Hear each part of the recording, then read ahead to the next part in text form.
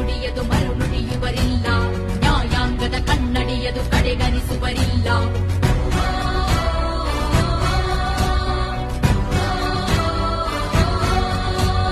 ನೀ ನೆನೆದರೆ ಕಗ್ಗಲ್ಲದು ಬಂಗಾರವು ತಾನೆ, ನಿನ್ನಸ್ತದಿ ಪಡೆದವರಿಗೆ ಸೌಭಾಗ್ಯವು ತಾನೆ.